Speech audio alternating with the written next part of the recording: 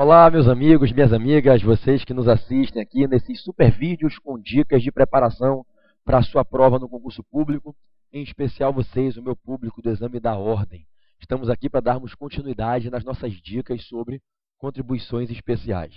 Quando eu comecei essas super dicas, eu falei que iam ser 8, vão ser quase 15, nesse nosso módulo Tributos Parte 1, em que eu venho batendo um papo com você sobre taxa, contribuição de melhoria, empréstimo compulsório e contribuições especiais. Já a parte 10. Eu quero bater um papo com você, continuando o que a gente começou nas dicas passadas, na parte 9, sobre contribuições especiais. Eu disse a vocês, Jonathan, joga aqui no quadro para a minha galera, que as contribuições especiais são de 4 espécies: contribuições sociais, contribuições profissionais, contribuições de intervenção no domínio econômico, as famosas CIDAs, e as contribuições de iluminação pública, as CIPs. Vamos bater um papo, pode deixar assim, sobre uma teoria geral aqui das contribuições especiais. Vamos falar de algumas regrinhas básicas sobre tipo de lançamento, competência, imunidades, princípios, algumas coisinhas importantes para a prova, tá legal? Primeiro ponto, como a gente viu na aula passada, de quem é a competência para se instituir contribuição especial? A competência da União. Só tem 2 exceções, ok? A primeira delas está bem visível aqui no quadro, contribuição de iluminação pública. Recorde-se que iluminação pública é uma atividade que é ligada ao urbanismo, à urbanização de uma cidade. Urbanizar uma área rústica, uma área rurígena, rural, é transformar essa área numa área que é desenvolvida infraestruturalmente para suprir as necessidades básicas daquela população que coabita naquele local. Urbanizar, trazer o desenvolvimento convertendo a ruris em urbe. Urbanismo envolve a iluminação pública, a rede de posteamento de iluminação. E a quem incumbe o urbanismo? Aos municípios. A iluminação pública é a atividade municipal. Também eu poderia enquadrar a iluminação pública como de competência dos municípios por reconhecer na rede de iluminação pública um serviço de interesse local. A gente sabe que a Constituição da República ela diz que compete aos municípios executarem os serviços de interesse local. Artigo 30 da Constituição. Assim como a Constituição diz que compete aos municípios executarem a política urbana. Artigo 182. Então, a iluminação pública é atividade municipal. Logo, quem vai cobrar uma contribuição que custeia a iluminação pública? Quem tem que dar a iluminação pública, é óbvio. Então, são os municípios que vão ter a competência, que terão a competência para instituírem a contribuição de iluminação pública, a famosa CIP. Bom, municípios é Distrito Federal, né? Afinal, o DF não é dividido em município, ele cumula isso. Então, o artigo 149, dígito A maiúsculo, 149A, traz a competência dos municípios e do DF. É a primeira quebra de regra da competência exclusiva da União. Segunda, os municípios, os estados, o Distrito Federal, eles devem instituir um regime próprio, um regime especial, um regime próprio para o servidor público efetivo de previdência social. O RPPS, o regime próprio de previdência social. O artigo 149, parágrafo 1º, determina, inclusive depois da emenda 41, isso ficou obrigado. Os municípios, o DF, os estados instituirão o regime próprio de previdência, que é aquele regime próprio que o artigo 40 da Constituição, quando cuida do servidor público, determina que se faça. Se os municípios, os estados e o Distrito Federal organizarem um regime próprio de previdência para os seus servidores, servidores públicos efetivos, aqueles que com certeza você presume passaram sua vida na administração, já alcançaram a efetividade, esses servidores públicos efetivos, municipais, estaduais, distritais, pagarão contribuição previdenciária para quem? Para o seu próprio município, para o seu próprio estado, para o Distrito Federal.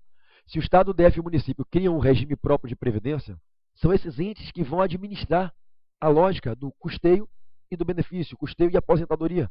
Contribuição, pensão e aposentadoria. Então, quem é que vai cobrar a contribuição previdenciária de um servidor público estadual do Rio de Janeiro? Servidor público efetivo? Se o Estado do Rio de Janeiro tem um regime próprio de previdência para esse servidor. É óbvio que é o Estado do Rio de Janeiro. Se é o Estado do Rio de Janeiro que cuida da aposentadoria desse servidor, cuida da previdência dele, é o Estado do Rio de Janeiro que vai cobrar a contribuição, vai arrecadar a fonte de custeio para depois dar o benefício, a aposentadoria, a pensão. Então, a segunda quebra de regra da competência exclusiva da União nas contribuições especiais é essa hipótese em que estados, DF e municípios cobram contribuições previdenciárias dos seus servidores públicos, desde que se trate de servidores públicos efetivos e, é lógico, desde que o Estado, o DF e o município criem um regime próprio. Quais são os 2 requisitos? Tem que ter o regime próprio criado, porque se eu não criar o regime de previdência, não tem por que eu cobrar contribuição. Se eu não criar o regime de previdência, eu não vou dar aposentadoria.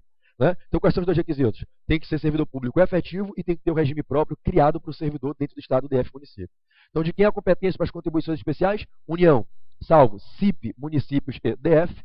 e salvo contribuição previdenciária do servidor público efetivo se houver regime próprio, que é municípios, estados, DF, cada um cobra do seu servidor.